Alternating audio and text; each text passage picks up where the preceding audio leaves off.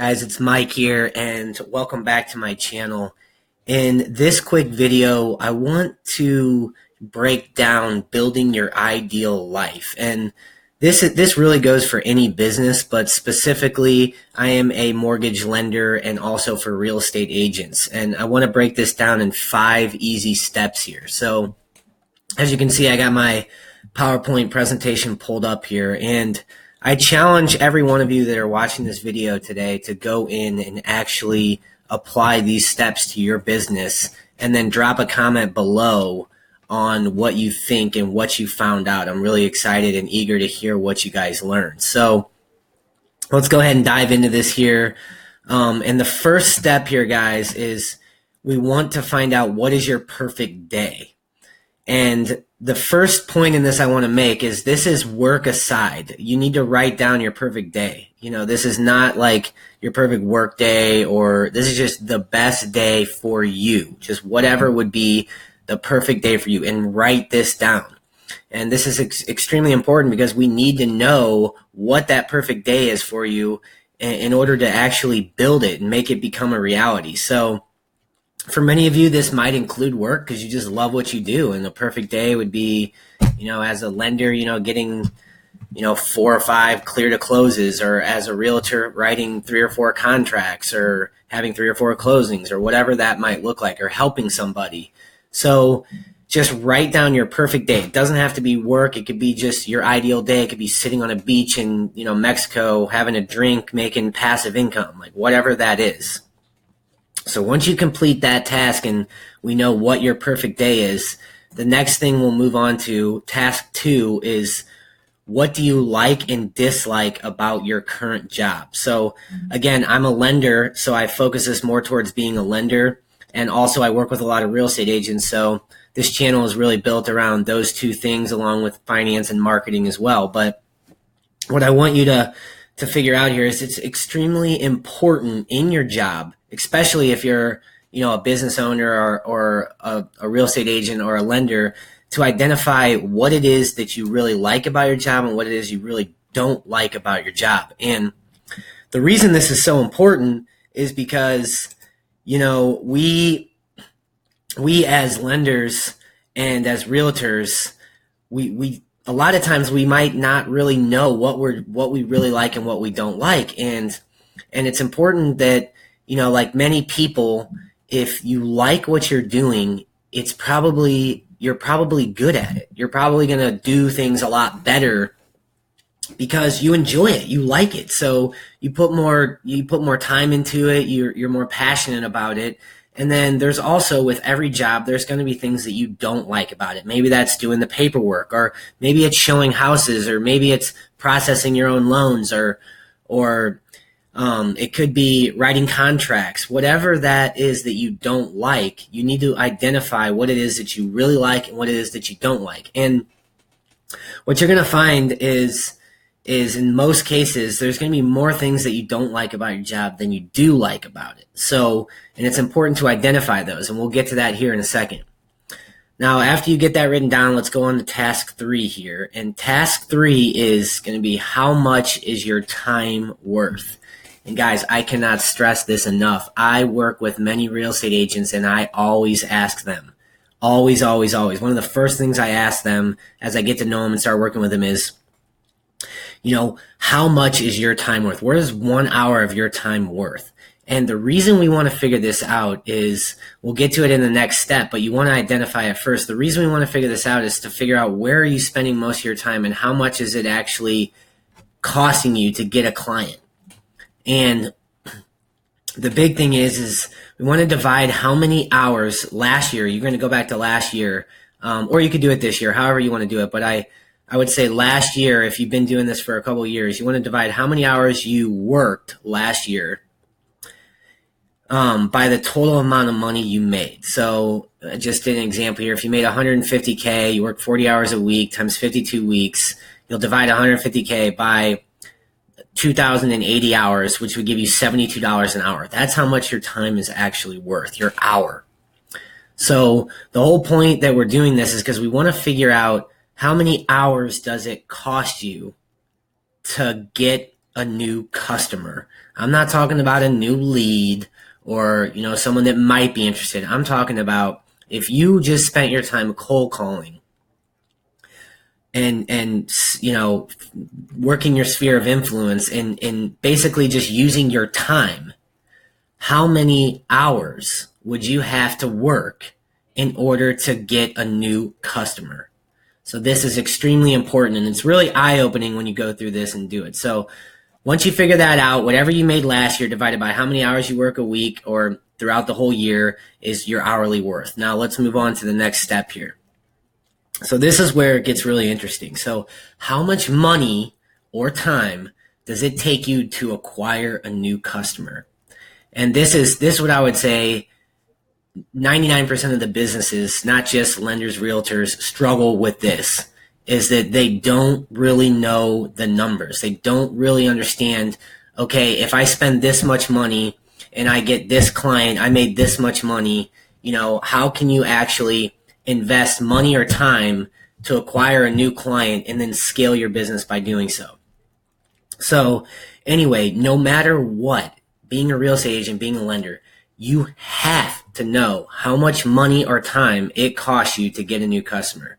And then now that we've discovered that your time is worth $72 an hour from the previous example, we need to identify how much time it takes you to acquire a customer. So I'm going to do another example here. I'm just going to say that if you cold called for 20 hours in a week and you could get one new customer by doing so, your 20 hours times $72 an hour would come out to $1,440. And let's say your average commission check is $5,000. It could be more, it could be less. If it's more, great. If it's less, then obviously, that's not ideal. But in this scenario, this is what your total commission would be based on how much time you spent to get this client. So I love this analogy, and I love doing this with people because many times I sit down and, if you've seen other videos on my channel, I try to teach people how to use Facebook ads to generate more leads and ultimately to get more customers. And I hear it all the time, well, I don't want to spend $500 a month or $1,000 a month. Well, if you can see right here, just from this one example, just to get one deal at $72 an hour, and if it takes you 20 hours to get a new customer, you spent $1,440 because your time is worth money. So this was really eye-opening when I first did this. And, I challenge you to really figure out, what your time is worth and how many hours you have to spend in order to get that customer. Once you figure this out, it's much, much, much easier to go over into paid advertising, which is where we're going to go on to the next example here.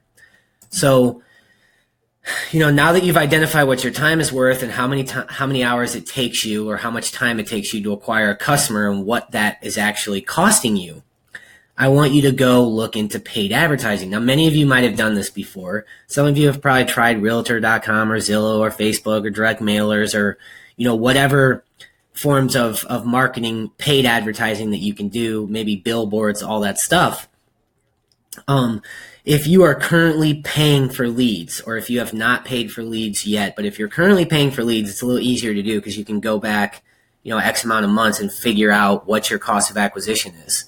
So for example, in this case, if you could spend $500 a month to acquire one new customer or sale, in this case, a customer for a real estate agent or for a lender, then you could spend less of your time, which we already discovered in a previous example was $72 an hour, and it takes you 20 hours to acquire a new customer. So you spent $1,440, and you only spend $500 on Facebook, and then you reinvest the difference. So you could basically get 3 new clients for the cost that it's taking you to get one.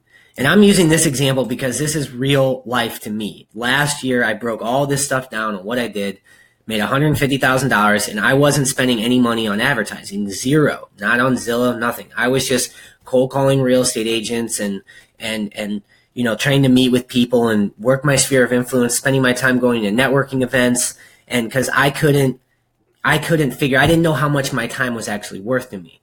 So once I figured this out, I started dabbling in Facebook ads and Zillow and all these different, paid advertising methods. And when you know the math behind it, it's really amazing that if you can spend $500, and let's say the average Facebook lead that we're getting right now is around $5 a lead. So you can get, 100 leads for $500. And if you just convert one of them, and if your average commission is $5,000 on that sale or on that new customer, then I'm actually spending less money by spending money on paid advertising than I was when I was, spending my time to acquire a new customer. So it's really quite easy to figure this stuff out. It's really simple math, but it just takes you to sit down and really realize it. Another thing is some of you might not even know how many hours it's taking you to acquire a new customer. So if you're just spending your time, so you might have to think about it that way as well. You might have to really dig and say, okay, well, if I'm closing 2 deals a month, how much time am I spending to close those 2 deals? And it's a little bit harder with your time than it is with, paid advertising, because it's a little cut and dry. A little more cut and dry. You're spending this to get this amount of leads, and you're getting this as a customer, and you're making X amount of dollars on that customer.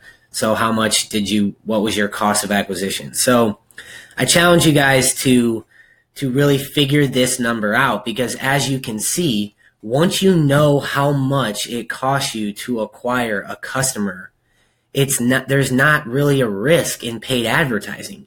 You can scale from if I spend $500, if I wanted to go to $1,000, it cost me, go to $1,000 to get 2 customers, and my average commission was $5,000. That means I'm spending $1,000 to make 10, and so on and so forth. If I want to spend $1,500, then I make $15,000.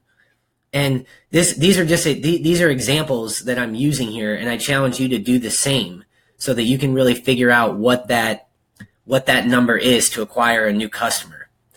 And then I want you to come down after you've done that, and I want you to think back on all of the clients that you've worked with.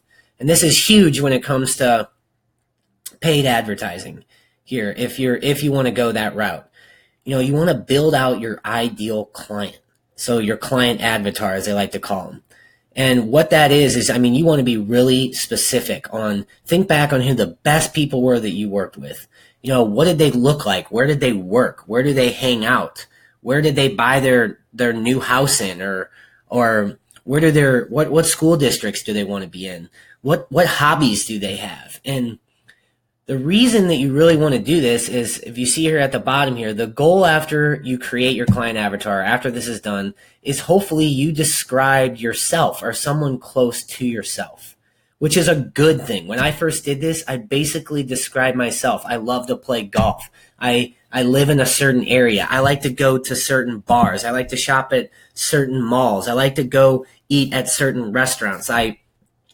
My age has something to do with who my ideal client is. And the whole point of this is to identify people that are like you, so that you enjoy the people that you're working with. And it becomes easier for you, so that you're not, the whole idea of this is to do more of what you like and less of what you don't. If you don't like going to networking events and that's not really your thing, then don't go to them.